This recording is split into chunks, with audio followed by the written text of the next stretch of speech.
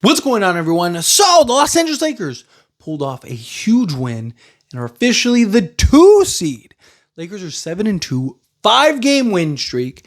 Haven't had LeBron every game. He's missed the entire season thus far. Luka Doncic and Austin Reeves have basically missed half the games played, like at different times. But, we've basically missed our top 3 guys at any point during this. And even won games where all 3 guys were out. This has been very impressive, right? Credit this team. Credit Rob Pelinka for going and getting guys like Jake LaRavia, DeAndre. Like, people are so quick to blame Rob Pelinka. Look, I say it all the time. You can't have it both ways. You can't criticize somebody and, call them out and then not praise them when they did something correct, right? Like, you got to be fair. Rob Pelinka deserves a lot of credit. JJ Redick deserves a ton of credit. And the coaching staff, not just JJ, but the entire coaching staff. They have this Lakers team focused, bought in every single night, making key adjustments, making key changes. I mean, winning games. Lakers are the 2 seed. They are a game back of OKC from being the 1 seed. We haven't been the 1 seed since 2021? Right? Like the year after the bubble. They were for a little bit and then ended up getting all the injuries and stuff like that. But I don't necessarily think the Lakers are going to prioritize the 1 seed or 60 wins or anything like that. But the Lakers just keep winning without guys, right? Like, they might just do it naturally, right? Like, I don't expect the Lakers, though, to necessarily care. But I would like to see them get the 1 seed at least, momentarily. Look, my prediction in the offseason was 53 wins. I thought they'd be, the 2 or the 3 seed. I thought they'd be really good. I thought the team has the necessary depth, versatility, all of that. And I've talked about, I think that this team, there is a version that's hoisting the Larry O'Brien. This team is only going to get better. This team is only going to continue to improve. This team is only going to continue to find ways, and they are finding ways to win. That Spurs game was an ugly game.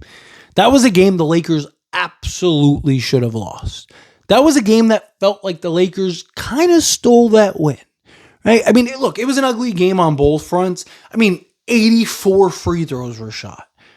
Right? 84 free throws were shot. And it wasn't something where the Lakers got like 60 and no. The San Antonio Spurs shot 40, right? Lakers shot 44. And that's counting foul intentionally and stuff like that, right? Like, so you're talking about just a messy game all around.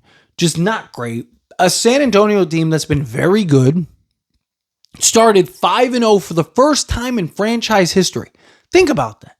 Think of how many good teams San Antonio has had over the years and have never started 5-0. This is the first time ever they started 5-0. Took their first loss against a Phoenix Suns team. This team is young. They're hungry, versatile, right? They've been very good at the game of basketball. They're like first in transition scoring. Last I checked, which was like a couple days ago, like 3 days ago, unless it's changed since the Suns game, it might have changed now, but they were second in defense behind OKC. Talking about one of the best defensive teams in all of basketball, young, athletic, which, by the way, Lakers have really struggled against over the last few years. Like those young, athletic teams really have just given Lakers fits, whether they beat them or not. Right? This was a game that the Lakers did everything that they could to blow this game. Still managed to come away with a win. And that's huge, right? There's a lot to just take away from this game. A lot of tape to kind of go over. A lot of things that, I think are real learning and building blocks, right? A lot of things to kind of go over just on the film and just go like, hey, let's make sure we're not doing this or this or this or whatever, right? Like there's a lot of bad that you can look at in this game, kind of improve on in areas. I think there's some good, obviously. But the fact that the Lakers are finding ways to win, despite the poor play, despite not having Austin Reeves and LeBron James and Gabe Vincent and Max Kleba and Adu Thero and, again, Lakers have missed a handful of guys pretty much the entirety of the season. They're missing 2 of their top 3 guys pretty much the entirety of the season thus far, right? Because Luka was out and then Austin Reeves out. So you're missing at least 2 of those guys good majority of the time this season. Lakers have played 9 games and are 9-2 and have two very winnable games coming up before we play OKC next. You got Atlanta, you got the Hornets, which Lakers, by the way, are going on the road. But Lakers have been a good road team. I mean, granted, you're not 7-2 and not good on the road and home. Right? You're winning a lot of games if that's the case. But again, this is a team that talked about, right? Like, how do you respond to the losses? Right? Lakers take the first loss of the season. Right? Things could have went bad and went bad fast. Right? You don't have LeBron James. You start 0-1 at home against the Warriors in a game where you pretty much got dominated. I mean, the Warriors controlled and won that game pretty much start to finish. So you're just like, you kind of look at that game, you look at the situation, you look at LeBron, you look at just everything, and it's just like, this ship could sink, and it could sink fast. Then the Lakers rattled off 3 straight wins, and it was like, or 2 straight wins. Sorry. It was like, okay, there we go. Got the 2 wins, right? Bounce back, and then Luka goes out. And it's like, well, that was fun while it lasted. And the Lakers won. Right? And then it was like, wait a minute, what is happening here? And then you go on, and now you win 5 straight. And now you're the 2 seed. And it's just like, again, there's been several moments already where it's just like the ship could have sunk. And it didn't. They patched up the holes. Hey, we're ready to launch, boss. Let's go.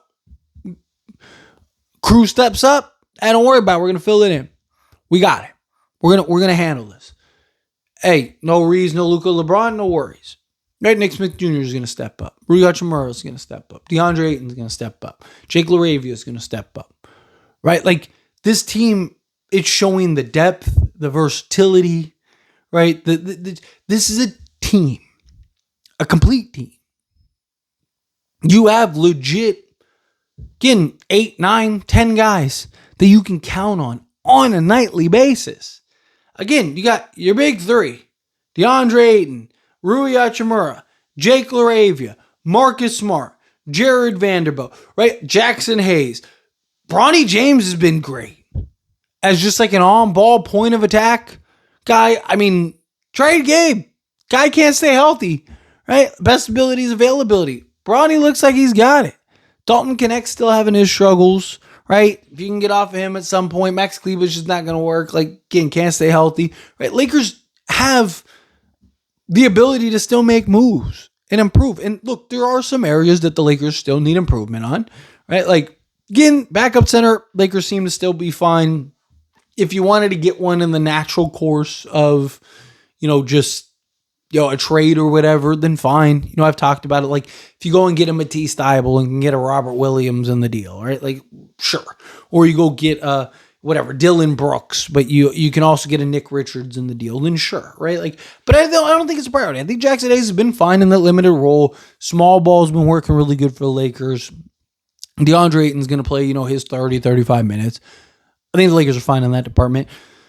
But I do and would like, even if it's not like an Andrew Wiggins, and look, I talked about this in the offseason, getting guys like a Matisse Thybulle or a Haywood Highsmith or something like that might actually just be the better option, because you could get both of those guys as an example.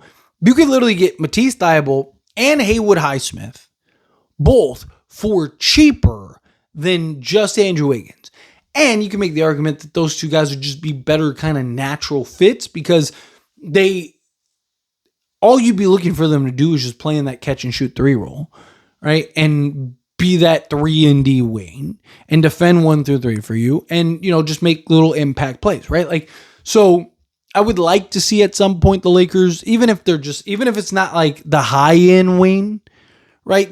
Get a couple kind of mid tier or something like that, right? Or like 2 kind of low tier, just to give us a little more depth, give us a little more versatility, but just give us two more athletes that we can throw out there and provide some more shooting and stuff like that can kind of play a key role for us over the course of the season, especially again if you can get some more depth and versatility out there, kind of again turn Gabe Vincent, Maxi Kleber into things, right? Like yes, those guys aren't healthy and they're not playing and all that stuff. And I know some people are going to look at it and go like, oh, you're not going to get anything from those. Again, expiring contracts are very valuable.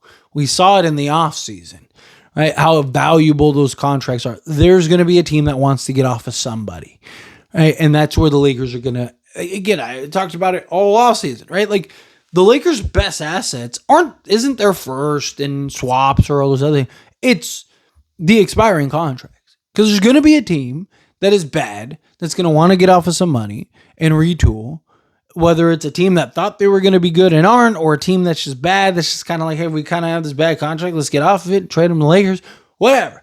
There are several opportunities and options. There's several that are already linked to the Lakers, and there's going to be several more once we get traded to the Lakers will have their opportunities, right? Obviously, again, we'll kind of continue to see how this team progresses, how this team plays. But if they can get a couple just kind of quality pieces, why not? But anyway, as always, this is a discussion. I pass the question to you. Let me know your thoughts and opinions down in the comments. That being said, if you haven't liked this video, hit that like button. Helps me out. So we enjoy these types of videos, and I truly appreciate it. Not subscribe channel, hit that subscribe button. Turn on the bell notifications. Appreciate y'all. See you in the next one. Thank you.